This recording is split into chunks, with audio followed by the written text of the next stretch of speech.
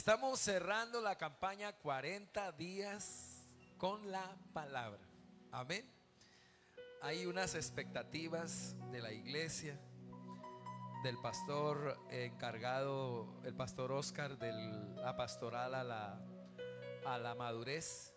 Y es de que podamos cerrar este año amando la palabra, aprendiendo la palabra y aplicando la palabra. Ayúdenme. ¿Cómo? Amando la palabra. Dos, aprendiendo la palabra. Y tres, aplicando la palabra. El Señor le dice algo a Josué. Yo quiero que vamos a ver esta Biblia. Josué, Éxodo, Levítico, Números, Deuteronomios, Josué. Josué capítulo 1. Y el Señor cuando Moisés muere, le deja un encargo. Y él sabe que es el que tiene que llevar al pueblo a conquistar la tierra prometida. Pero el Señor le dice algo en el versículo 6. Esfuérzate y sé valiente, porque tú repartirás este pueblo por heredad, la tierra de la cual juré a tus padres que la daría a ellos. Solamente, verso 7, todos, dice: esfuérzate y sé muy valiente. ¿Para qué, hermanos? ¿Para qué? Para cuidar de hacer conforme a toda la ley que mi siervo Moisés te mandó. Dice, no te apartes de qué, de ella, ni a diestra ni a siniestra, para que seas prosperado en todas las cosas que emprendas. ¿Cuál es el ingrediente obligatorio que tiene que tener una persona para ser prosperado? Porque usted y yo podemos decir, no, yo quiero que ore por mí por prosperidad, pero a veces estamos tan lejos de la voluntad del Señor y de su palabra. Entonces, frente a eso, hermano, no hay prosperidad cuando usted y yo desobedecemos las escrituras. Te voy a prosperar, Josué, en todo lo que hagas, en todo lo que emprendas, pero tienes que aprender esto como Moisés. No te apartes ni a derecha ni a izquierda de mi palabra. Manténgase en mi palabra y entonces harás prosperar tu camino y todo te saldrá. ¿Te saldrá qué? Bien. Mire el 8. Mírelo, porque es la clave de la prosperidad. Dice, nunca. Deme la traducción actual, la Valera, por favor. Deme la Valera. Deme la Valera. El 8. El 8. Dice, nunca se apartará de tu boca. ¿Qué? Este libro de la ley, sino que de día y de noche, ¿qué tendrás que hacer? Meditar en él, para que guardes y hagas conforme a todo lo que en él está escrito. Porque entonces, otra vez le repite, harás prosperar tu camino y todo te saldrá bien. ¿Quiere que sus hijos les vaya bien? Bueno, ¿qué le dice el Señor? ¿Qué le dice el Señor? Estas palabras, vea, vayan a Deuteronomios capítulo 5. ¿Por qué tiene que ser, pastor, tanto con la palabra y la Biblia y la Biblia y la Biblia? Porque la Biblia es la palabra de Dios. La Biblia es la mente de Dios. La Biblia son los pensamientos de Dios. La Biblia son los planes de Dios. La Biblia son los propósitos de Dios. La Biblia son las neuronas de Dios. Deuteronomios capítulo 6 dice: esto pues son los mandamientos y estatutos y decretos que Jehová vuestro Dios mandó que os enseñase. Siempre que cuando presento un niño casi leo este texto. Porque este es el mandamiento, esto es lo que Dios nos demanda que hagamos con nuestros hijos, para que les vaya bien. ¿Cuántos quisieran que sus hijos no tengan accidentes, no tengan esa vida limitada? Me duele demasiado cuando muere un joven, cuando veo por las redes que murió un jovencito en una moto, en lo que sea, y digo, uff, muy duro para la familia. Y hay un versículo que nos lleva a que nuestros hijos sean guardados de todo accidente, de muerte, del espíritu de muerte, de todo lo que tiene que ver, es estos. Mire, mire, ahí está, ahorita sobre la prosperidad, ahora mire sobre la largura de días. Dice, esto pues, lean conmigo 6:1 por favor, dice, estos pues son los mandamientos, estatutos, decretos que Jehová vuestro Dios mandó que os enseñase para que los pongáis por obra en la tierra la cual pasáis vosotros para tomarla. ¿Para que qué? ¿Qué produce la palabra? ¿Qué produce? Para que temas a Jehová tu Dios, guardando todos sus estatutos, sus mandamientos que yo te mando. ¿Quién es? ¿Quién es? ¿Quién es? Tu hijo. ¿Y quién más? Tu nieto. Todos los días de tu vida, para que tus días sean, no los oigo, para que tus días sean. Entonces usted dice, yo soy una abuela bonita le compra una Biblia a su hijo o a su nieto. Cuando usted hace que su hijo lea la Biblia, le dije, en 3 áreas trae una bendición a sus hijos. Trae la Biblia, le dije, en el área legislativa, en el área moral y en el área espiritual. Entonces haces que un hijo sea sujeto a las leyes de la tierra. Haces que un hijo tema pecar. Y haces que un hijo ame a Dios. Cada que le lees la Biblia, pastor, pero no entendió, lo mandé a un encuentro y eso, no sé qué, no diga eso. La palabra no vuelve vacía. Entonces, versículo 2, ¿qué es lo que trae? Para que tus días sean prolongados.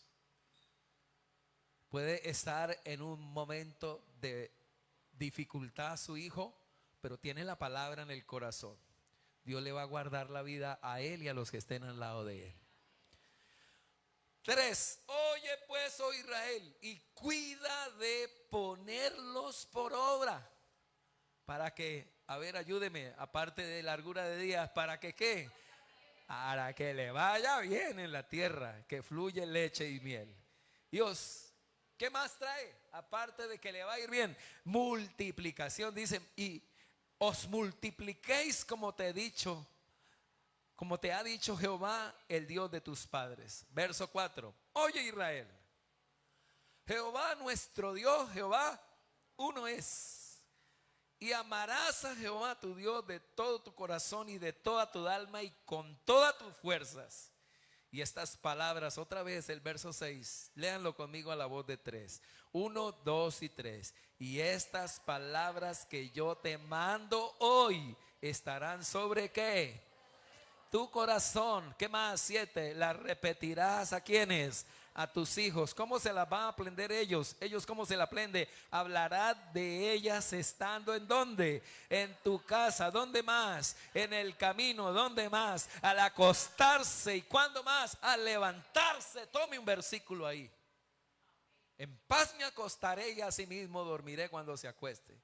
Y cuando se levante, dígale, ninguna arma forjada tocará tu vida. Serás como un árbol plantado junto a corrientes de agua que da su fruto a su tiempo y su hoja te va a ir bien porque Dios está contigo. Teme a Dios. La clave, que guarde la palabra, que se la aprenda. 8. ¿Cómo más se la van a aprender ellos? ¿Cómo? Y las atarás como una señal en tu mano. ¿Cómo? ¿Cuál lo vas a atar? ¿Cómo lo va a atar usted? Comprándole una Biblia y que la cargue en la mano. Si su hijo no le da vergüenza cargar la Biblia, ganaste, ahí ganas. Si le da vergüenza cargar la Biblia, estás perdiendo. La clave de la largura de días y que le vaya bien y que prosperen tus hijos es que amen la palabra de Dios. Si vivió contigo tu hija más de 15 años y ya salió y no lo logró, usted es el que pierde. Pastor, ¿y ahora qué? Ore, ya que no hizo bien el trabajo. Ya que no hizo bien el trabajo porque ni usted viene a culto y se mete en la palabra, entonces Señor, ayúdame.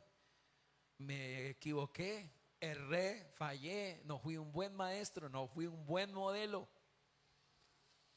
Y muchos de nosotros tenemos ese déficit. Tenemos que pedirle al Dios perdón. Y que Dios nos ayude.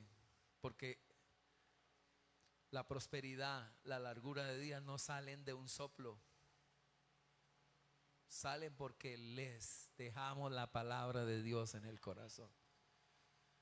Usted trabajó en la mañana, trabajó en la noche, trabajó en el camino, trabajó en la casa, trabajó en todas esas áreas dejándole la palabra. 8. Y las atarás como una señal en tus manos y estará como frontales entre tus ojos. 9. Ayúdeme, y las escribirás en los postes de tu casa y en tus puertas. ¿Dicen amén a eso? Entonces, es un trabajo. Como pastores tenemos que predicar, enseñar, educar. Y frente a eso usted recibió hoy un mensaje que se lo dimos ahí en el panfleto que hoy tiene. Y hace 8 días quise hablarles sobre cómo memorizar las escrituras. ¿Se acuerda? ¿Y por qué? Beneficios de memorizar las escrituras. Beneficios. Hablamos del primer beneficio. ¿Cuál era el primer beneficio? Me hace más resistente. ¿Qué hace la palabra cuando usted la memoriza y la tiene en el corazón? ¿Qué hace? Te hace fuerte, fuerte, fuerte, fuerte. ¿Por qué, pastor? Porque la palabra es Jesús en ti. Te hace fuerte. Cuando usted no le deja la palabra a sus hijos, los hace vulnerables, los deja débiles. Ejemplo, le doy un ejemplo. Frente al adulterio, frente a la fornicación, frente al problema que va a haber cada día en el área sexual, su hijo es fuerte cuando tiene la palabra en el corazón. De lo contrario, lo dejas débil. Cualquiera se lo carga o cualquiera se la lleva. Por eso la palabra te hace fuerte, ya sea en el campo de lo que tiene que ver con lo sensual, con lo material, con lo financiero. Nadie va a torcer a tu hijo cuando tu hijo tiene principios bíblicos. No se lo carga a nadie. Venga, firme aquí, vamos a hacer un cargamento. No se va porque tiene principio. ¿Lo hace qué? ¿Qué hace la palabra en el corazón de un hijo? Lo hace resistente. ¿Qué hace en usted la palabra? Te hace resistente. En segundo lugar, les dije que la palabra, cuando la memorizamos, cuando está en el corazón, ¿qué más nos da? En segundo lugar, nos ayuda a tomar buenas decisiones. Usted es un hombre que toma decisiones conforme a las escrituras. Por eso les digo, no os unáis en yugo desigual con los incrédulos, porque ¿qué relación tiene la luz con la tiniebla? Eso queda en el corazón de tu hijo o de tu hija, y él dice: Señor, dame un hombre que te ame, que te adore y que te sirva. Y esa palabra, si usted se la deja a su hijo o a su hija, o la tiene usted, y joven que está aquí, la tiene aquí, el Señor te guardará, te protegerá y no te dejará caer en esa mentira del enemigo. Que hoy, si llegas, hermano, en pocas palabras, a casarte, usted que ama a Dios, que le gusta venir al culto, que le gusta adorar, te casas con un mono bien bonito, pero sin corazón de Dios, te va a sacar de la palabra. Y va a ser una lucha tremenda toda la vida. Usted creyendo, tirando hacia la iglesia, y él tirando hacia el mundo. Entonces es importante que podamos tomar buenas decisiones. El Espíritu Santo nos guía a tomar buenas decisiones a través de la palabra. En tercer lugar, dijimos que es un antiestrés. Nos fortalece cuando estamos estresados, cansados, angustiados, estamos en pocas palabras muy cargados. El Espíritu Santo nos da descanso a través de la palabra. Amén. ¿Qué hace la palabra? Un antiestrés poderoso. Jesús es eso en nosotros. En cuarto lugar, la palabra nos consuela en momentos de tristeza. No hay nada más lindo que leer Colosenses cuando usted dice: pastor, murió un ser querido de tal persona. Segunda de Corintios capítulo 1 es muy poderoso. Primera de Tesalonicenses 4:13 es importantísimo. No quiero, hermanos, que ignoren acerca de los que mueren, para que no os entristezcáis como los que no tienen esperanza. Importante que la palabra de Dios esté memorizada. Cuando la palabra está en su corazón, entonces usted tiene un arma poderosa para consolar familias, para consolar amigos. Tiene la palabra para dejar, para traer descanso. Venid a mí todos los que están trabajados y cargados, que yo os haré descansar. Déjenme orar por ti. Tiene un texto y tiene la oración y trae descanso al que está estresado. Ministra y puede dormir tranquilo. Puede traer liberación a esa persona si está endemoniada. Hace poco oraba por una persona que el doctor dijo: vaya allá donde los evangélicos, que la liberen, porque usted ya está, ninguna droga le hace, usted está como endemoniada, váyase para allá donde el pastor. Y me llaman a mí y digo: uy, no, Dios mío, vaya pastor, ore por tal. Y como a las 11 de la noche esa niña no podía dormir. Le dije: voy a leerle Colosenses capítulo 2 versículo 14. Cuando yo le lea esta palabra, el Señor va a hacer algo en ti y te va a dar paz y tranquilidad, y podrás comer y descansarás y te levantarás mañana a mediodía. Esa palabra me la dio Dios. Eran las 12 y yo se la solté así: mañana a las 12 se levanta y se come una vaca. Se levanta a comer, porque no podía comer. Todo lo que comía lo vomitaba. Y oré, pegó un grito después de que le leí Colosenses 2:14. ¿Qué dice Colosenses 2:14? Colosenses 2:14, Colosenses 2:14, Colosenses 2:14, Colosenses 2:14, Colosenses 2:14. Colosenses 2:14. ¿Qué pasó? Colosenses 2:14.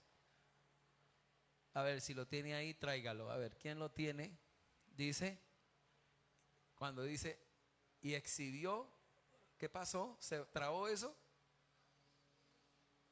Se le perdió Colosenses. Alguien que le lleve el libro allá, hermano. Así. Anulando, le dije, anulando el acta de decretos que había contra nosotros, que nos era contra, quitándola de en medio y clavándola, ¿dónde? En la cruz, verso 15. Y despojó, aquí fue libre. Mire, la palabra tiene un poder para hacer libre, porque es que la palabra es Jesús. Amén. Yo quiero que como iglesia quede esto en el corazón. ¿Por qué siempre digo que la palabra es Jesús? Juan 1:1, ¿qué dice? En el principio Jesús era la palabra. La palabra estaba con Dios y la palabra era Dios. En el principio Él era la palabra, y por la palabra todo lo que fue hecho, fue hecho. Sin la palabra, nada de lo que ha sido hecho fue hecho. Jesús es la palabra. O sea, Jesús es cada versículo de la Biblia en la mente de Dios. Por eso cuando usted le deja un versículo, es Jesús. Cuando usted suelta un texto bíblico, no es la voz de Gabriel García Márquez, es el pensamiento de la palabra de Dios. Y cielo y tierra pasarán, ¿pero qué? Pero la palabra de Dios no pasará. ¿Cuántos dicen amén a eso? Por eso es tan importante. Y el Señor se lo dice a Josué. Y es el mandamiento en el Antiguo Testamento. La palabra, la palabra. Nosotros seremos prosperados hoy por la palabra que tengamos en el corazón. Tanta palabra usted le deje a tus hijos en el corazón, eso será la clave de la bendición. ¿Dicen amén a eso? Entonces nos toca trabajar. Y esto, anulando el acta de decretos, a ver, verso 15. Y despojando a los principados y a las potestades, los exhibió públicamente, triunfando sobre ellos en la cruz. Cuando dijo cruz, porque yo la puse a leer, léalo, y lo leyó y ¡fa! Pegó el grito, quedó libre. Le dije: duérmase, acuéstese. Se acostó, durmió hasta el otro día. Y dice: pastor, y se levantó y comió y comió y comió. Nunca vino a culto. Nunca vino a culto. Solo fue libre. Le dije a Dios: Señor, ¿por qué me llevas a orar por gente que después ni quiere saber de ti? Simplemente para darles otra oportunidad y que no se suiciden. Tremendo, ¿no? Porque hay gente, por algo es que están endemoniados. Bien, Miremos, estoy leyéndoles, estoy diciéndoles la importancia de las escrituras, de memorizarlas. Tiene el poder para darnos resistencia. Tiene, ¿qué más? Nos ayuda a tomar decisiones. Número 3, ayuda, es un antiestrés, te sana, hermano, te quita el afán. Señora,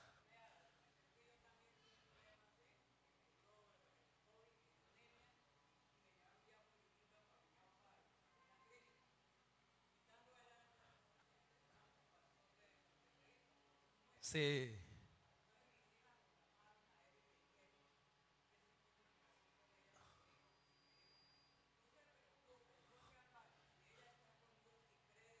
sí, Santo, a ella no le va a pasar nada. Entonces yo pensé que me iban a poner sangre. Entonces yo le dije al doctor, doctor, yo no quiero que me pongan sangre, yo no quiero. Dijo, ¿cómo así? Entonces va a morir. Le dije, no, yo no me voy a morir. Le dije, pero no quiero que me pongan sangre. Y yo oraba y le decía que no me dejara poner sangre. Y llegaron y me pusieron la jeringa y listo ya. Y me dijo una enfermera, deje de ser incrédula. Le dije, no, ¿por qué me dice eso? Si yo soy ese, pero creyente en Dios y en el Espíritu Santo. No me rechacen lo que yo hago y lo que yo sé. Y se quedaron mirándome cuando dijo el médico, no hemos podido conseguir esa sangre, algo está pasando. Y no me la pusieron y aquí estoy. amén. Y no escucharon, no escucharon y dijeron amén, pero bueno, le dio COVID. Y nuestra abuela está hoy con nosotros. ¿Cuántos dicen amén? El pastor le dio una palabra ya. Usted no se va a morir, sino que va a vivir. ¿Sabe que eso me pasó también en pandemia? Una familia llegó a la iglesia en Villavicencio, lloraban. Tampoco volvieron. Van a Marta, tampoco volvieron. Usted los viera cómo lloraban. Me dejaron esto acá mojado de lágrimas. Mi hijo le dio peritonitis y se le regó eso, y pastor, y ya los médicos le dije, oremos. Y comenzamos a orar y Dios me dijo, dígales que su hijo vivirá. Y me dio el texto que está en San Juan capítulo 5, donde dice que llegó el centurión y le dijo, Señor, mi hijo está enfermo, y sánalo. Y el Señor le da una palabra fuerte y le dijo, luego que le llama la atención, le dijo, tu hijo vive, tu hijo vivirá. Y el muchacho no murió. La palabra del Señor salió y el muchacho no murió. Exactamente aquí le di esa palabra. El pelado dio 30 vueltas en esa clínica y no murió. Se sanó completamente. Los papás no volvieron nunca, pero bueno. Lo que quiero dejar es eso, la palabra tiene poder para sanar. Ahora, escuche, me hace resistente uno, a ver, me hace ¿qué? Me da capacidad para tomar decisiones. Número 3, me ayuda al estrés. Número 4, me da consuelo en la tristeza. Y número 5, me ayuda a testificar. Cuando usted va a testificar, se le viene Romanos capítulo 10, versículo 8 y 9. ¿Qué dice Romanos 10, 8 y 9? Y cuando yo lo memorizo, ¿qué dice? Se me olvidó. ¿Sí ve que se me olvida? Romanos 10, 8, 9. ¿Qué dice? Dice más. ¿Qué dice acerca de ti la palabra? En tu boca y en tu corazón. Esta es la palabra de fe que predicamos. 10, 9. Que si confesaremos con nuestra boca que Jesús es el Señor y creyéremos en nuestro corazón que Jesús resucitó de los muertos, serás salvo. ¿Por qué? ¿Por qué? Porque con el corazón 10, porque con el corazón se cree para justicia y con la boca se confiesa para salvación. Hechos 4:12 de memoria. Tenemos que tenerlo a la hora de evangelizar. Hechos 4:12. A ver, díganlo conmigo. En ningún otro hay salvación. ¿Por qué? ¿Por qué? Porque no hay otro nombre bajo el cielo dado a los hombres en que podamos ser salvos. Amén. A ver, ¿qué dice Juan 14:6? Juan 14:6. Liliana, por favor. Jesús dijo, yo soy el camino, la verdad y la vida, y nadie va al Padre sino por mí. Cuando usted ve que alguien alega, pelea en la casa y dice, pastor, mándeme un versículo porque se lo voy a mandar a mi mujer. Entonces, Efesios 4:32, alguien que lo lea, Efesios 4:32. Dice, antes sed benignos unos con otros, misericordiosos, dándonos unos a otros, amándonos unos a otros, perdonándonos como Dios también os perdonó a vosotros en Cristo. Ahí viene el 33, ¿qué dice? 33. ¿No hay? Entonces 31, me equivoqué otra vez, 31. Quítese de vosotros. Y para la esposa, vea, quítese de vosotros toda amargura, enojo, ira, gritería, maledicencia, malicia, y no me pegue más. Dígale así. La que se aira mucho, a ver, levanten la mano los que se airan mucho. Ahí está el verso 29, a ver, el 29. Dice, ninguna palabra corrompida, eso es para los que dicen groserías todavía de vuestra boca, sino la que sea buena para la necesaria edificación del cuerpo de Cristo. El verso 28, deme el 28, 27, 26, ¿qué dice ahí? Mire, este es para los que se acuestan chispos, piedros, y no se piden perdón. Estoy hablando con los que se acuestan espalda con espalda. Dice, pues si no me ponen, pues yo tampoco. Y ponen la almohada por el centro. Levanten la mano. Bajen la mano. Airaos. Pero no qué. No pequéis, no se ponga el sol sobre vuestro enojo. Como hay algo ahí como que no entiende uno, usted busca otra versión. Por ejemplo, deme 4:26 en la actual. En la versión actual, ¿qué dice? Rápido, por favor. Además, no pequen al dejar que el enojo los controle. No permitan que el sol se ponga mientras siguen enojados. O sea, no permitan que se pase las 6 de la tarde y ustedes sigan piedros. Entonces, otra, no permita que se llegue a acostarse y todavía estén chispos unos con otros. Eso es que nos deja la palabra, y si la memorizamos, la guardamos, eso va a venir el Señor y nos va a ayudar. ¿Cuántos dicen amén? Entonces, eso hace la palabra de Dios. Luego tengo que hacer referencias con ella. Luego tengo que hacer un trabajo que lo miramos hace 8 días, que al memorizarla debo de decirla en voz alta. Debo hacer ejercicios con esa palabra. Mire, elegir el versículo, mirar y aprenderme las referencias, leer en voz alta el texto en varias versiones y así leerla, estudiarla, meditarla y memorizarla hasta personalizarla. Y dejamos una tarea que era aprendernos Mateo 7:24. Deme Mateo 7:24 y lo aprendemos de memoria. Cualquiera pues, deme la Valera, cualquiera pues que me oye estas palabras, cualquiera pues que no le quite ningún me ni nada, cualquiera pues que me oye estas palabras y las hace, le compararé a un hombre prudente que edificó su casa sobre. Vamos a memorizarlo. ¿Listo? ¿De dónde viene este texto y el contexto, que es lo que hoy vamos a mirar un poquito sobre lo que tiene que ver con una interpretación del texto? Estudiar el texto. El Señor viene del Sermón del Monte. La última, digamos así, enseñanza que Él va a dar del Sermón del Monte es esta. Él ya desde el capítulo 5, capítulo 6, ha ministrado el Señor. Yo quiero que vean allá, Mateo 5. Miren lo que Él viene hablando para luego decir estas palabras. Mateo 5. Él ha hablado sobre las bienaventuranzas.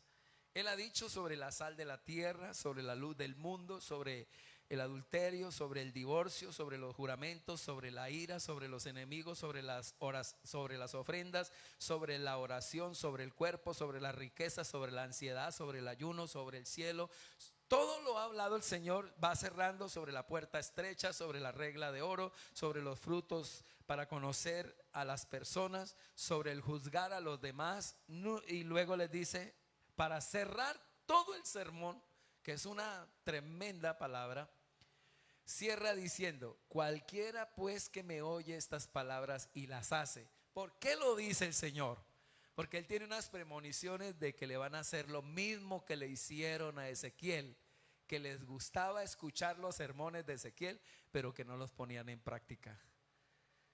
Y la clave no es solamente oír, sino hacer, aplicar la palabra que usted escucha. El trabajo que tenemos que hacer todos es oírla, estudiarla, amarla, pero aparte de estudiarla y amarla, aplicarla. Y para aplicarla el Señor cierra sintiendo, cuando uno mira el texto, hay un sentimiento del Señor aquí de cerrar un sermón y decir, esta gente no va a hacer caso, no van a aplicar lo que les enseñé. Y el Señor, como es Dios, su premonición es, me la van a hacer. Y como Él dice, me la van a hacer, pero se las canto.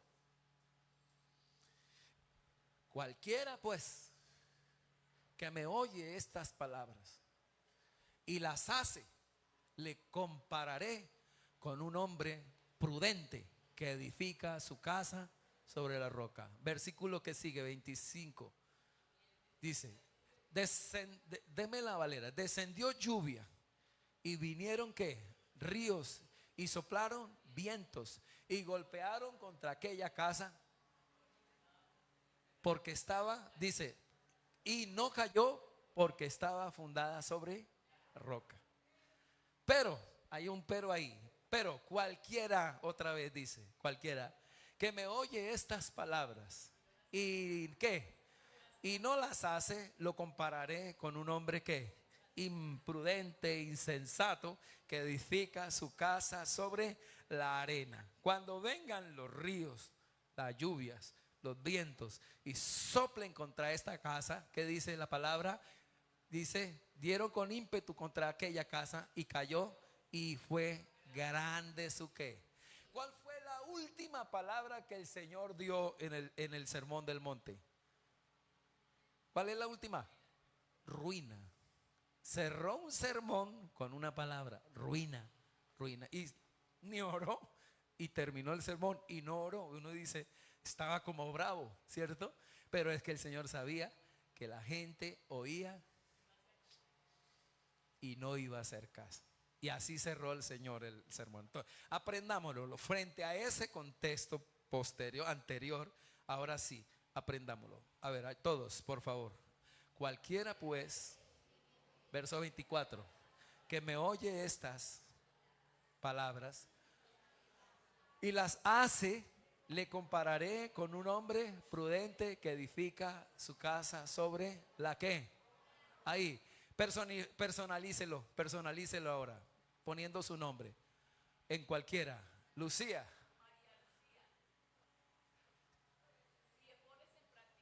Si me oyes, si oyes mi palabra y te compararé. Eso, otra vez. A ver, alguien que lo aplique ahí con su nombre. ¿Listo? Cuando yo diga 3. 1, 2, 3. Mauricio, pues, si oyes mis palabras y las hace, Mauricio, te compararé con un hombre prudente que edificas sobre la roca. Mauricio, cuando vengan los ríos, las lluvias y los vientos y soplen contra tu proyecto de vida, lo estoy personificando, contra tu proyecto de vida, contra tus planes soplarán, pero tu casa, tu proyecto no caerá. ¿Por qué? Porque está edificado sobre la roca. Aprendámoslo otra vez, una vez más. A ver, ¿con qué nombre? ¿Cuál nombre? A ver. El hermano, su nombre es Mirjan. Si oyes mi palabra, Mirjan, y la qué, y la haces, Mirjan, te compararé con un hombre prudente que edificas el proyecto de vida sobre la roca. Miriam, Miriam, Miriam, cuando vengan los ríos, las lluvias, los vientos, los problemas, los tsunamis de la vida, las pandemias de este mundo y soplen todos estos problemas contra tu proyecto de vida, Miriam, Miriam, tu casa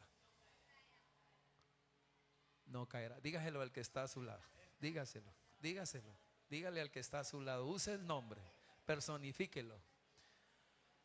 Trabajen, hermano. Esta es la clave para que les vaya bien. Esta es la clave de la prosperidad. Esta es la clave de la largura de días. Esta es la clave. Tenemos que pagar un precio, gran precio, para poder dejar la pereza, para poder dejar todo lo que no nos deja crecer en la palabra. A su nombre. Mire, y les hablé algo. Hace 8 días algunos no vinieron, pero hablé sobre Eclesiastés 6:7. Eclesiastés 6:7 es el texto para bajar de peso. ¿Ya se acordaron? Bueno, anótenlo ahí, Eclesiastés 6:7.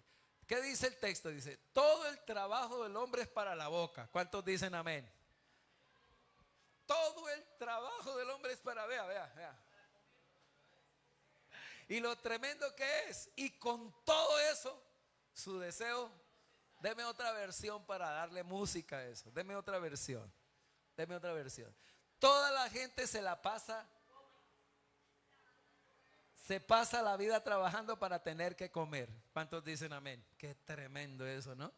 Pero parece que nunca les alcanza. Yo necesito aplicar ese versículo a mi vida para bajar de peso. Entonces voy a aplicarlo personalmente. Yo necesito bajar de peso. Frente a ese texto, yo necesito bajar de peso. Definitivamente necesito bajar de peso. Determino que voy a hacer un esfuerzo. Necesito perder algo de peso para no ponerme tan que de 50 ni que 80 kilos. ¿Cuántos kilos podemos bajar así en el año? Digamos de aquí, cogiendo el mes de diciembre y cogiendo el 24 y el 31. ¿Cuánto cree que usted va a bajar? Se están burlando, están riendo los hermanos. A su nombre. Ese versículo va a ser difícil de aplicarlo. Necesito bajar 10 kilos, 10 libras en diciembre. Así que en el 24 y el 31 no voy a comer tanta lechona y tamal. Eso es. Entonces cuando a usted le digan, se come este tamalito, usted dice, toda la gente se la pasa trabajando para tener que comer, pero parece que nunca le alcanza. Pero yo me voy a saciar, Señor, con el olor. No voy a comer buñuelos, me voy a comer, de 5 me voy a comer 2, así usted va haciendo, así va bajando de peso. De 2 tamales me como 3.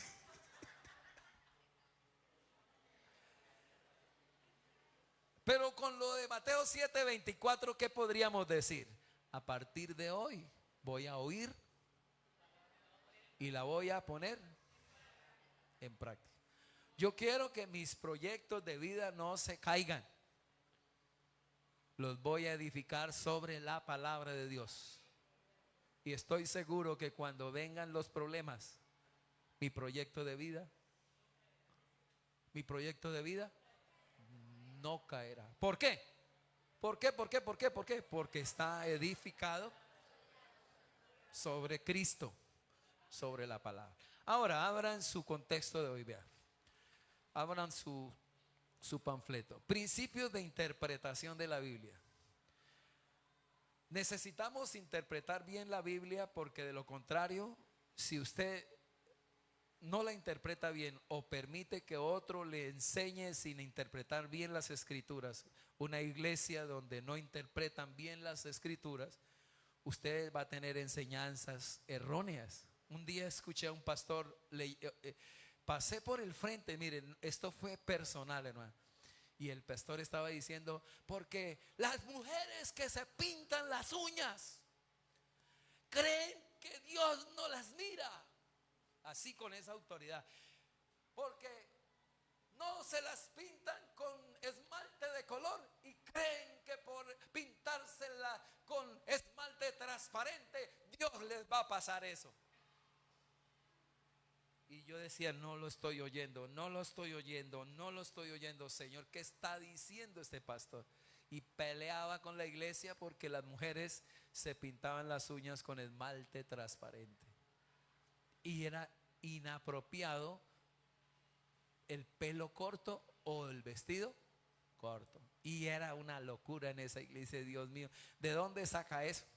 La mujer debe de vestirse decorosamente, de ese texto. Le dije, pero ¿cómo ahora de ese texto saca todo lo que está diciendo? Y hay que hacer un estudio sobre la ropa, hay que hacer un estudio sobre el vestido, hay que hacer un estudio sobre la intencionalidad del autor, hay que hacer un estudio del contexto anterior y posterior, hay que hacer un estudio de la intención del autor del libro y del Espíritu Santo. ¿Qué es lo que el Espíritu Santo quiere decir con ese texto a la iglesia? Y luego traerlo del estudio a la hermenéutica, que es transportar ese texto al hoy, que es el principio que nos quiere dar. Y cuando no lo hacemos así, salimos con unas barrabasadas desde el púlpito. Por eso es tan importante que estudiemos las Escrituras y aprendamos. Para eso, ¿qué debo de hacer, pastor? Para poder lograr mantenerme en el estudio bíblico, en el crecimiento de la palabra. Yo quisiera no ser un analfabeto espiritual o un analfabeto bíblico. Yo quisiera crecer en el área del estudio bíblico, pastor. Yo quisiera que aquí hubiesen personas que aman las Escrituras, que quieren aprender de las Escrituras y aplicar las Escrituras. Pido a Dios que a través de esta palabra usted diga, yo quiero, pastor, para el 25 para pertenecer a los estudios bíblicos de esta iglesia. Primero, ¿qué se debe de hacer? Según ahí el panfleto, tomar una decisión. ¿Y qué? Y hacerlo. No decir tengo unas ganas de estudiar y en el año 29 las ganas no se me han quitado. Y estamos ya en el 35 y como que sigo con las ganas, pero no lo hace. Sino que tome una decisión y hágalo. En segundo lugar, debes de hacer una declaración con su boca, que si confiesas con tu boca, yo quiero, yo deseo, lo voy a hacer, y lo declara, Dios le va a ayudar. En tercer lugar, debe hacer una determinación. Determino dejar la flojera, dejar la pereza, dejar la distracción y voy a leer, voy a estudiar y voy a crecer en la palabra. En cuarto lugar, debemos de buscar ayuda.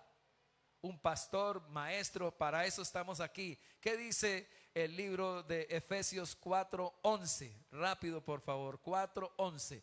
Efesios 4:11 dice, y él mismo constituyó ¿a quiénes? A unos apóstoles, a otros profetas, a otros evangelistas y a otros pastores y maestros. ¿Para qué esos pastores y para qué los maestros?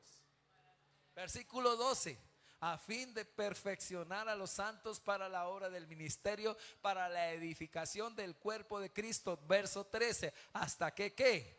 Hasta que todos lleguemos a la unidad de la fe y del conocimiento del Hijo de Dios, a un varón perfecto, a la medida de la estatura de la ¿qué? De la plenitud de Cristo. Versículo 14. ¿Para qué, hermanos? ¿Para qué? Para que ya no seamos niños fluctuantes, llevados por doquier de todo viento de doctrina, por estratagema de hombres que para engañar emplean con astucia las artimañas de ¿qué?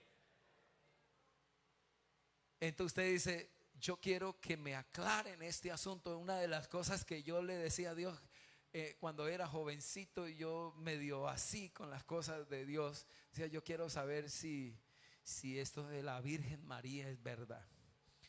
Y porque yo era esto, mano, yo el sacerdote me decía, tienes que dar 30 Padres Nuestros y 20 Aves Marías. No, yo decía, yo le doy el doble para darle más duro al diablo. Voy a darle 60 Padres Nuestros y 50 Aves Marías. Y le daba de lado a lado. Porque yo creía que era esa la forma. Lo de la Virgen María tenía mis dudas. Y yo dije, yo quiero aclarar todo esto. Quiero aclarar textos como los que dice que la mujer calle en la congregación, que la mujer se salvará engendrando hijos. Yo necesito conocer la verdad de estos textos oscuros que me dejan pensando. Entonces, yo dije, determino, decido, declaro, voy a pedir ayuda, voy a hacer un compromiso. En la parte 6, parte 5 dice, mantenga el hábito de la palabra dependiendo de Dios. Señor, ayúdame, me falta sabiduría. Sabe, Señor, que no alcanzo a analizar, a comprender estos textos, ayúdame. Y el Espíritu Santo me fue guiando a buscar un instituto bíblico, me fue guiando a comprar determinados libros que me ayudaban a comprender más las escrituras. 6, y hice un compromiso de pensar y continuar estudiando. Muy difícil. Oscar es testigo que lo que cuesta el instituto bíblico y mantenerse, ¿a usted le ha costado terminar desde que se casó? Porque uno cuando se casa, uno dice, libros, estudio, la leche. Y tiene uno que pensar en todo lo que son los gastos de la casa y los gastos, y si está pagando uno arriendo no alcanza, hermano. Y me tocaba a veces llegar y decir, compré un libro y ese libro yo tenía unas ganas de aprender lo que les estoy diciendo, entonces necesito un comentario que me ayude. Y llegué a la casa con el comentario así, así como decir, ¿cómo le explico? Era así grande como este libro. Y tenía que hacer mercado, hermano. Eran 100,000 pesos valió ese libro. Y yo llegué con el libro así por atrás, así. Y mi esposa me dice, ¿y el mercado? ¿El mercado? ¿Cierto que compró un libro? Está bien, está bien, está bien. Mi esposa nunca me recriminó eso, gracias a Dios. 100,000 pesos me valió ese libro, ese comentario. Pero ay, después que la mujer tiene que cortarse el pelo y que tiene que, y yo tengo que descubrir si eso es verdad o es mentira. Y comencé a estudiar esos textos para analizarlos, estudiarlos. Entonces hice un compromiso de pensar y continuar estudiando, pagar ese instituto. Perdí materias, no porque las perdí, no porque no pagaba. Entonces me decían, Mauricio, sí señor, le queda plazo para tal fecha, si no paga pierde la materia. Perdí materias porque no alcanzaba, pero de ahí no me salía, porque yo determiné comenzar y terminar, hermano. Mi esposa después lo hizo en 4 años, hermano Weimar, la pastora Dori, todos terminaron rápido.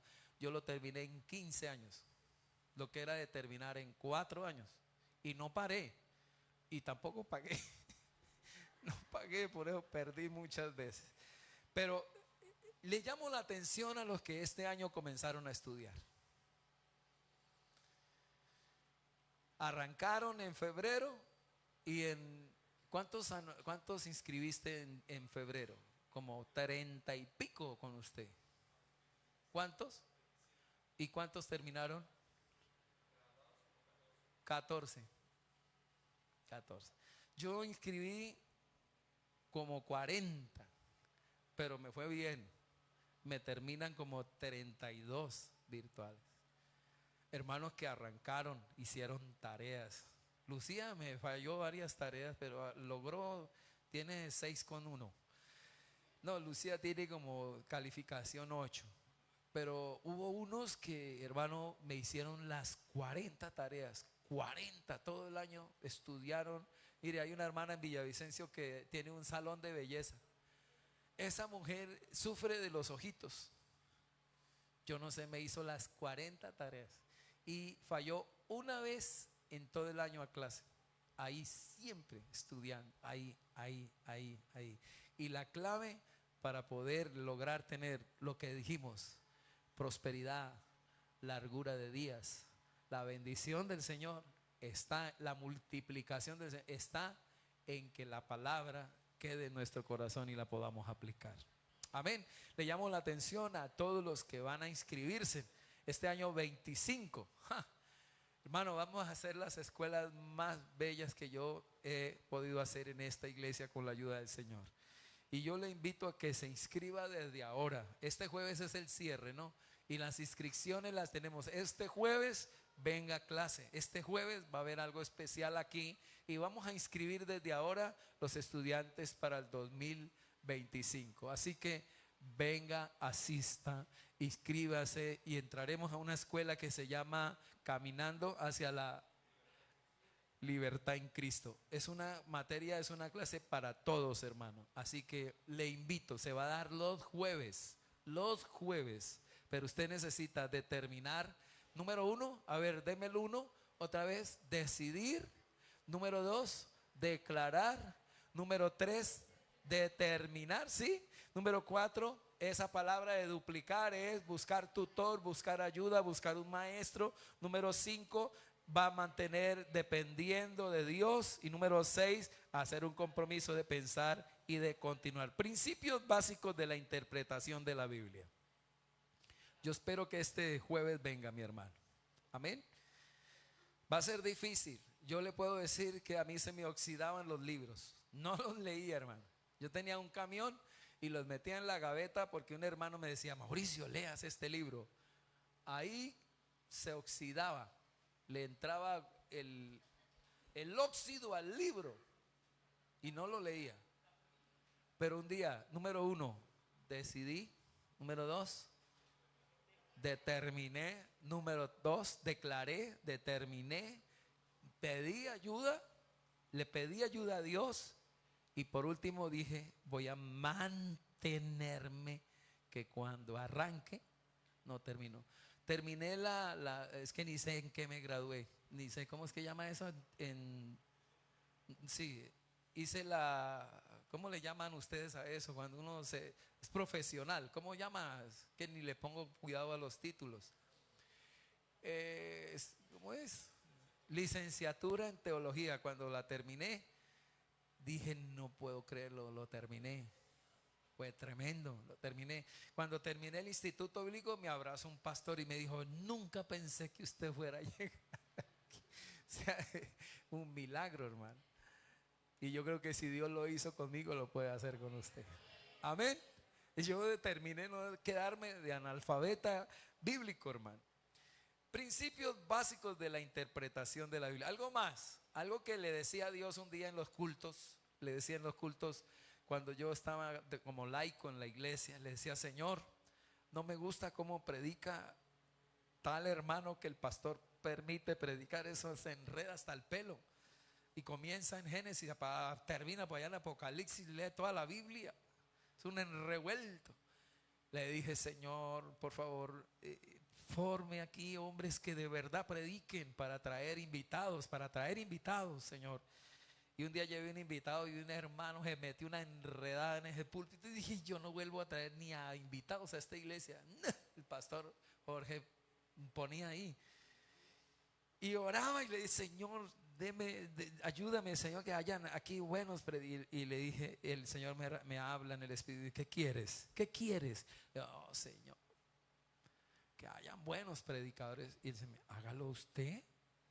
Y yo: no, Señor, entiéndame, Espíritu Santo, manda buenos predicadores, traiga buenos predicadores. ¿Qué quieres? Pues que traiga lo mejor para la prédica y así hágalo usted. Y dije: no, Señor, no me está entendiendo. Que mande. Y dijo: hágalo usted. Siempre lo que usted quiera en una iglesia, hágalo usted. Así me pasó con la oración. Dije: Señor, hágale, y era que yo le voy a respaldar. Fue muy difícil, pero con la ayuda de Dios se logró algo. Por lo menos están ustedes aquí y nos hemos preparado para ustedes.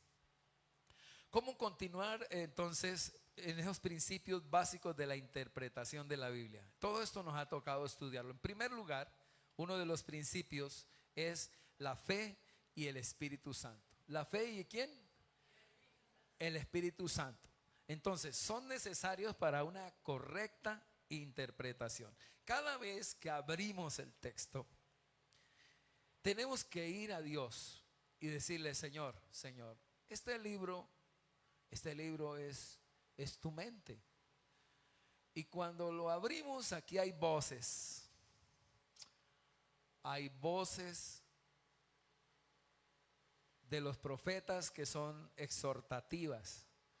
Hay poemas y cantos que son los salmos. Son tu voz, Señor.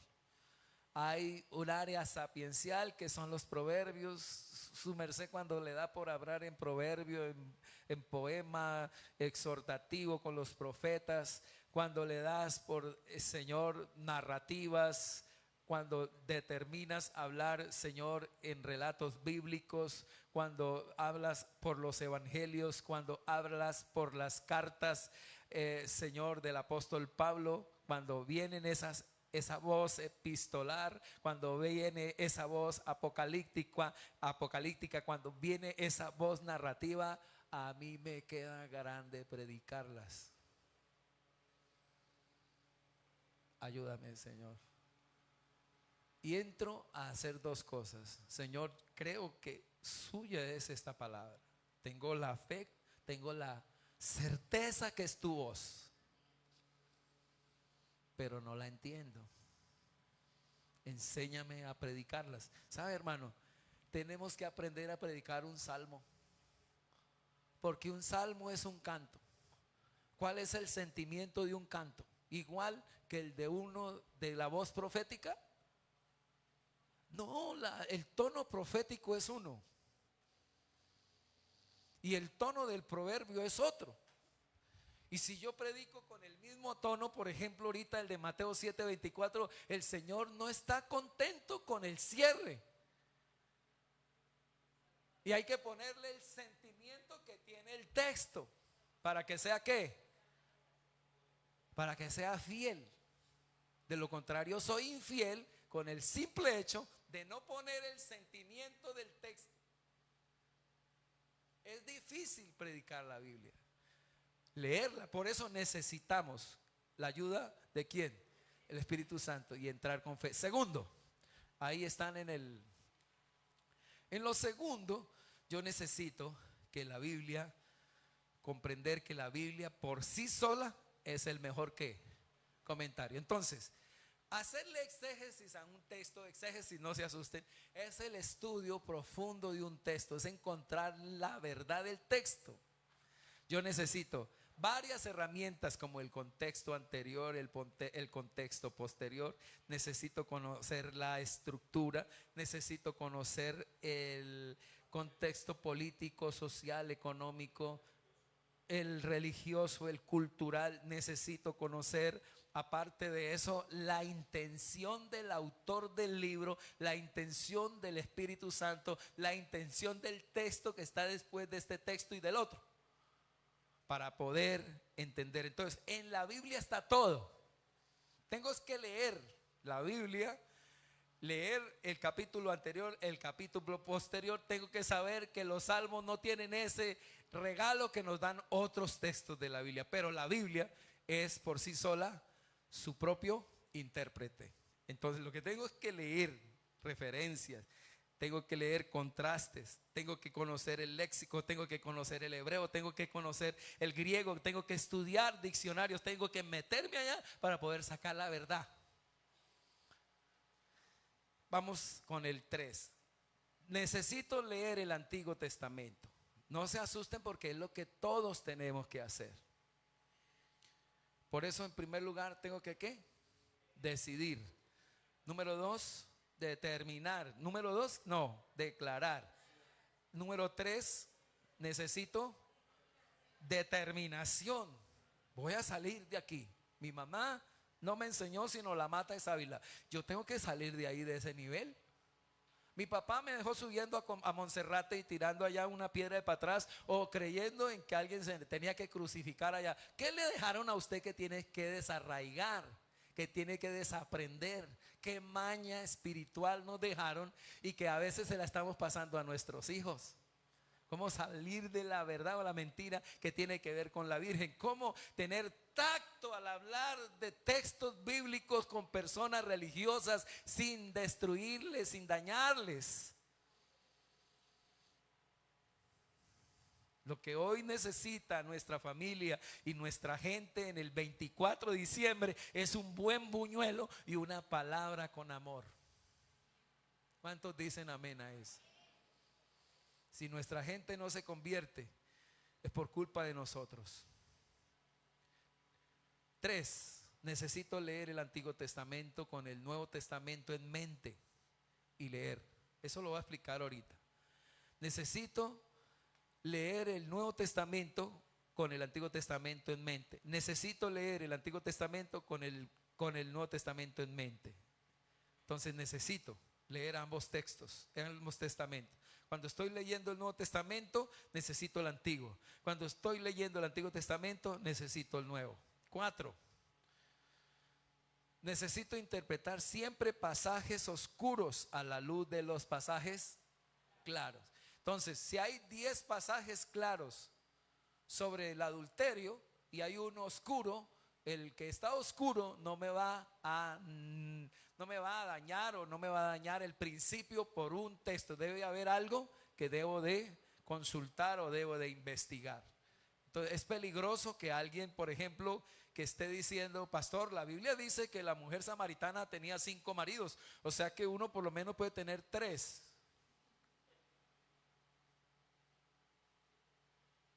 ¿O no, pastor? La Biblia no dice al caso que Jesús hizo el vino, entonces ¿por qué no podemos tomarnos un vinito ahorita en Navidad y estar ahí al lado de las galletas y del tamal? Mentira, lo que quiere es emborracharse. Pastor, ¿qué de malo tiene pues si Salomón tenía 1000 mujeres, al caso uno no puede por lo menos tener 2? Con esta escasez, dice el hermano así, esos que... Importante eso. Cómo manejar estos textos oscuros que a veces toman las personas para justificar sus actos, sus planes. 5, todos, por favor. No formes una doctrina basada solamente en un evento histórico. Amén. Entonces, si por ejemplo el Señor se levantó muy de temprano en el Marcos 1:35, entonces en Marcos 1:35 dice: y el Señor se levantó muy de mañana y fue a un lugar solo a orar. Entonces de ahí saco la doctrina de que usted tiene que levantarse todos los días a las 5 de la mañana si Dios quiere, si usted quiere que Dios le hable.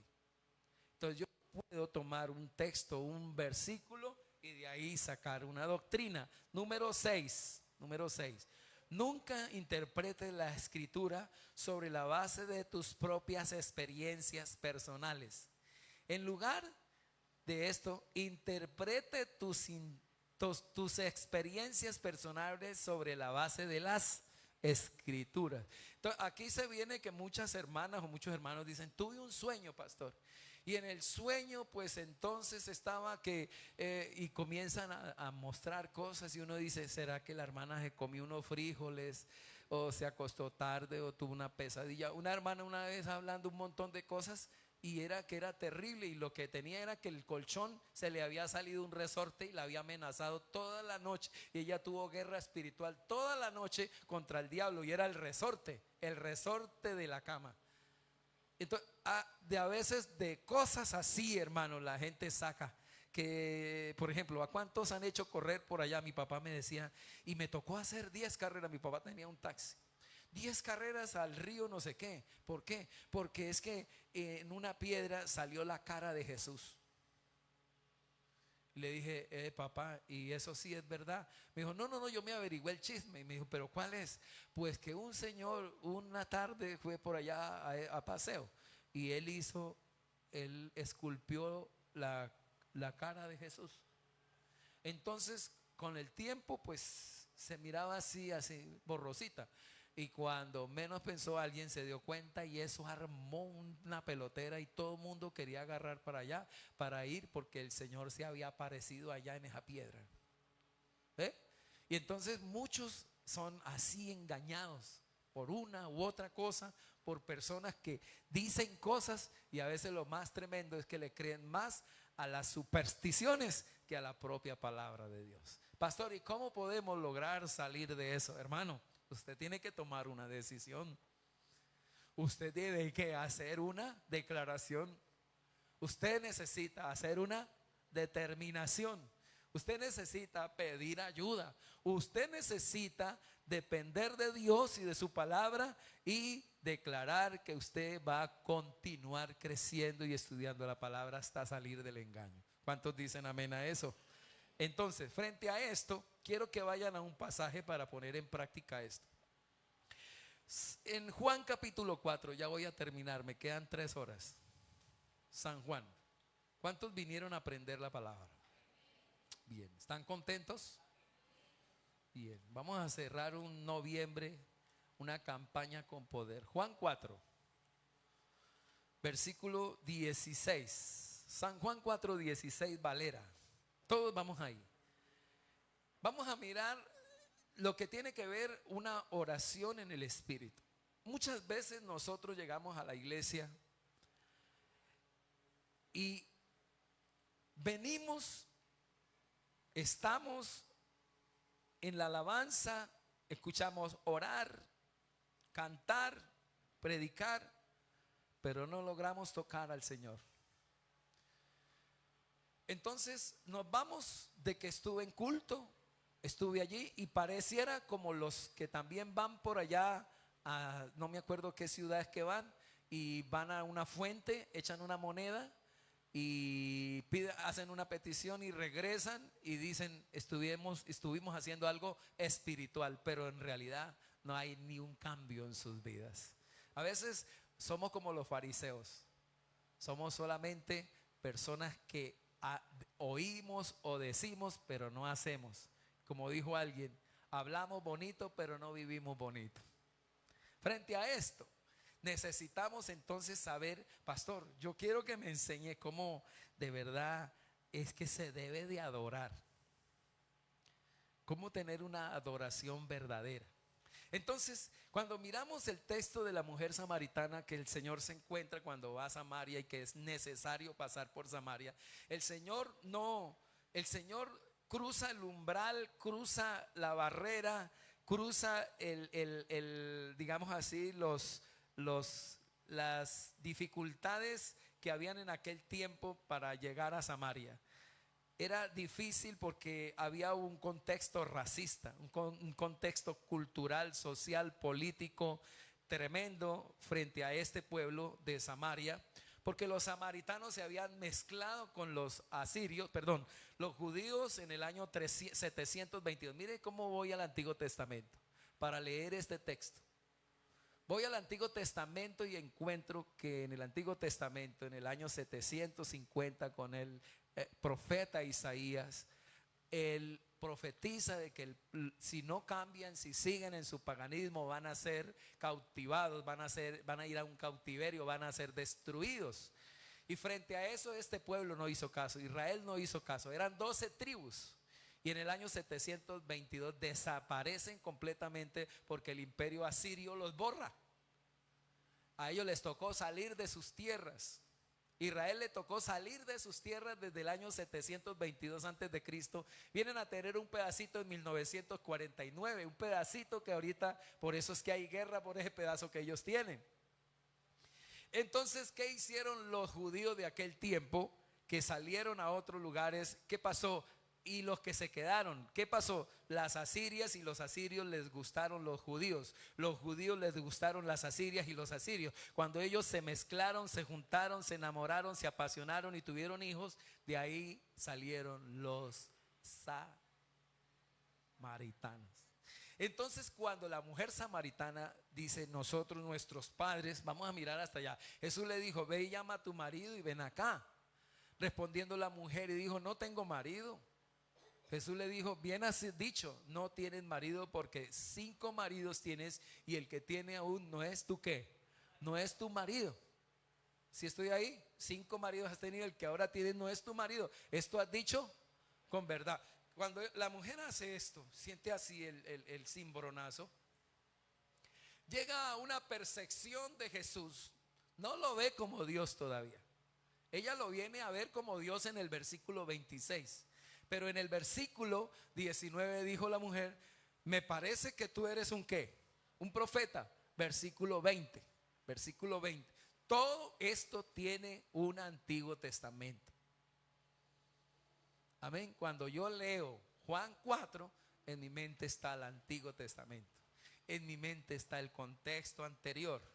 En mi mente debe de estar la cultura social, política, económica de los samaritanos, el problema racial que hay ahí, el problema social que el Señor cruza, no lo detiene, pero frente a eso tampoco lo detiene exhortarla, tampoco lo detiene confrontarla con su pecado de adulterio y con su error doctrinal. Nuestros padres, ¿qué le pregunta a ella? Nuestros padres adoraron en este monte y vosotros decís que es ¿en dónde? En Jerusalén, el lugar donde se debe de ¿qué? De adorar. ¿Cuál es la pregunta? ¿Sobre qué es la pregunta que la mujer hace a Jesús? ¿Sobre qué tema? La adoración. ¿Cuál es lo que ella presiente? Que por 722 años ha estado ¿qué? Engañada. Es lo que debe de sentir toda persona, pastor. Cuando yo hablo con los evangélicos dicen que la Virgen no sé qué, no, y me ponen en duda en muchas cosas. Entonces yo quisiera saber si es verdad lo de la Virgen María o no es verdad lo de la Virgen María. Lo que está pasando aquí es igual. Yo quiero saber si lo que hemos hecho en este monte por años es verdad. Porque si no, de lo contrario, he perdido el tiempo.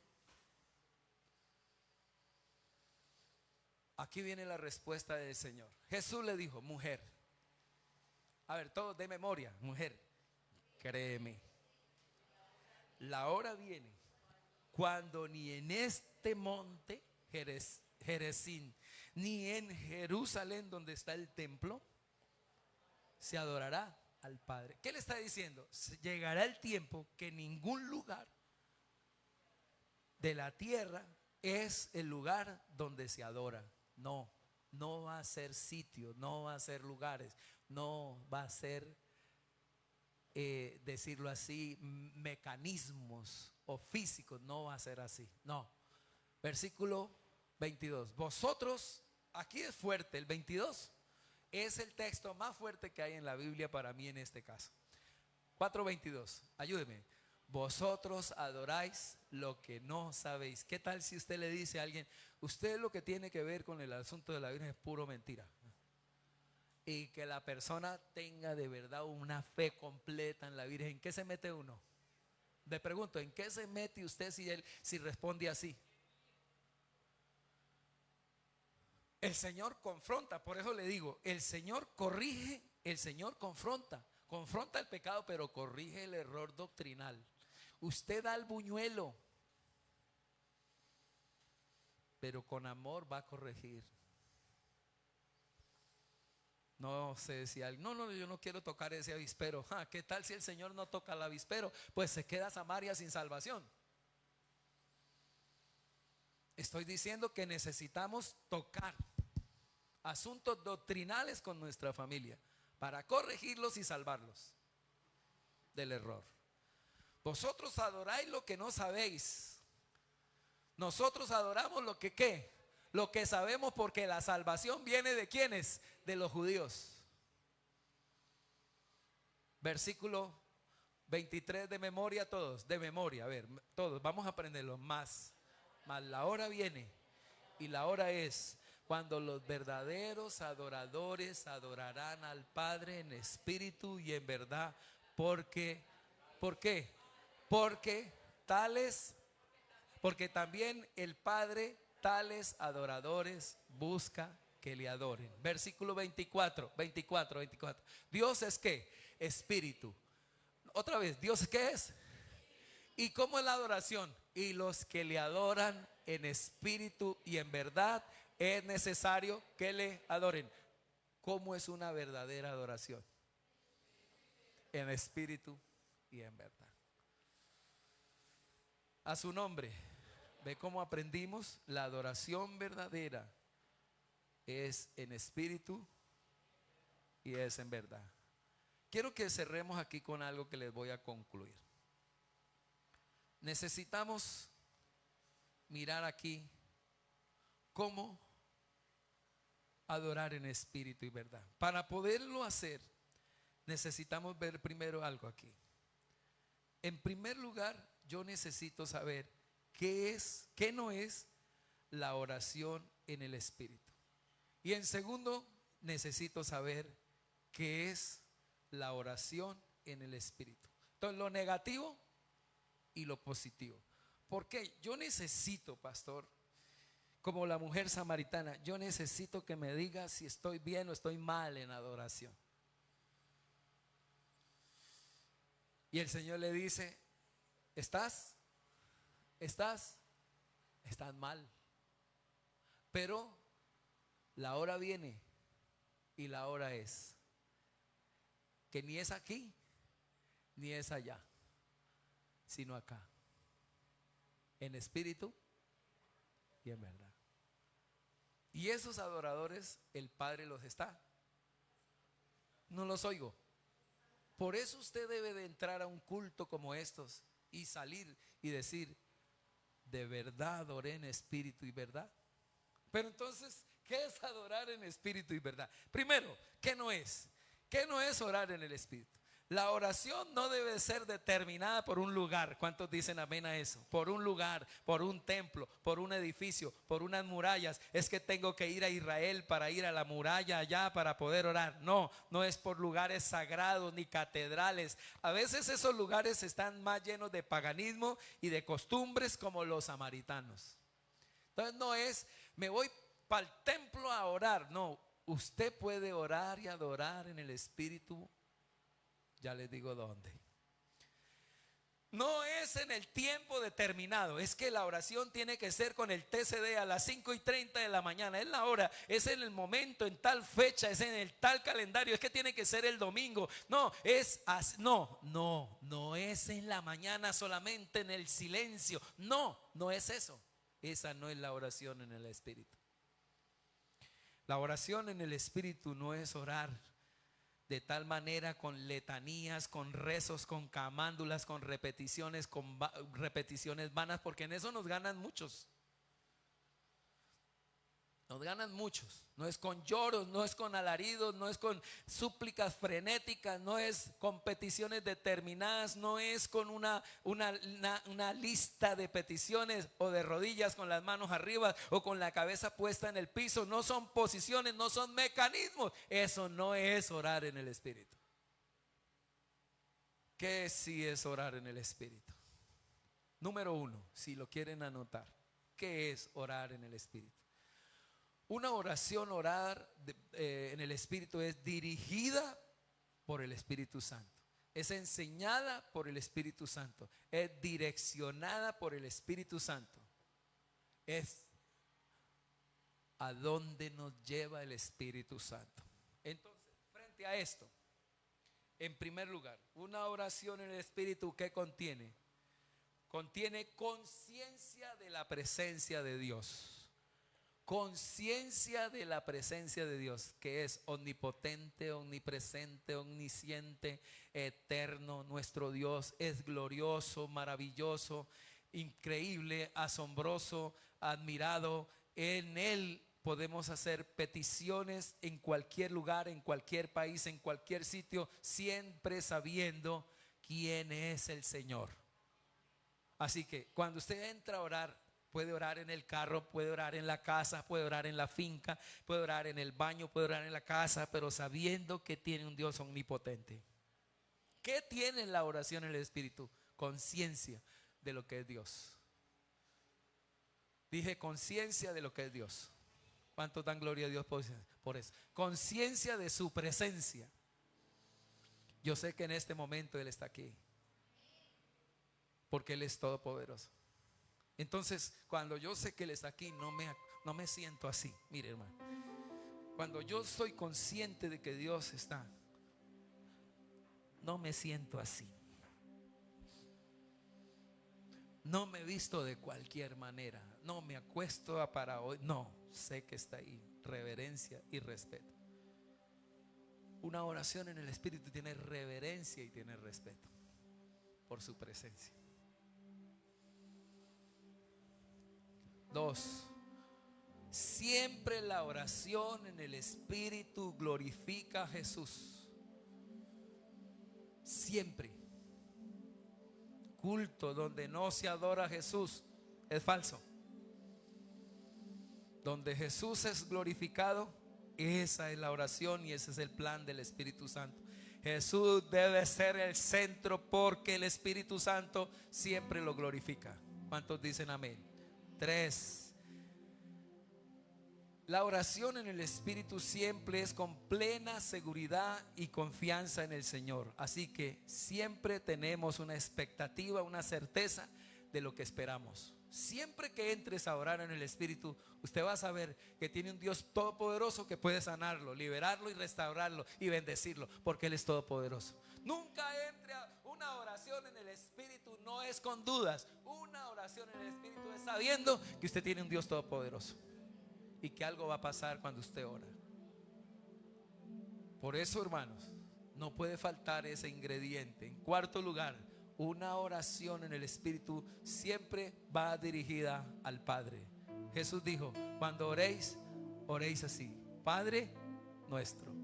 Aún, Abba Padre, Papito Dios, aquí estoy. Sé que eres todopoderoso, que estás en todos los lugares y que tu Hijo es mi mediador. Padre, a ti vengo en el nombre de Jesús. Quinto, es una oración viva, calurosa, vigorosa. Óigame bien, no repeticiones. Es desde el corazón, concentrada, direccionada, no más que alegría y gozo y felicidad, porque estamos en la presencia del Señor. Debe tener el ingrediente de gozo, alegría y felicidad. En sexto lugar, siempre será de acuerdo a la voluntad de Dios.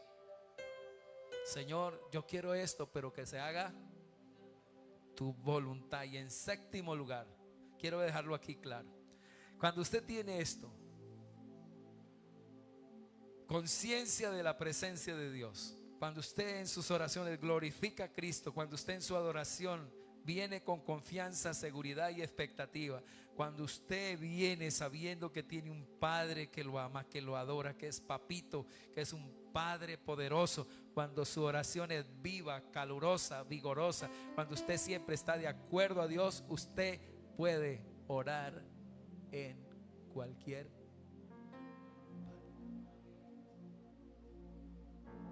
Pastor, ¿usted cree que yo puedo orar en el Espíritu en mi moto? Sí.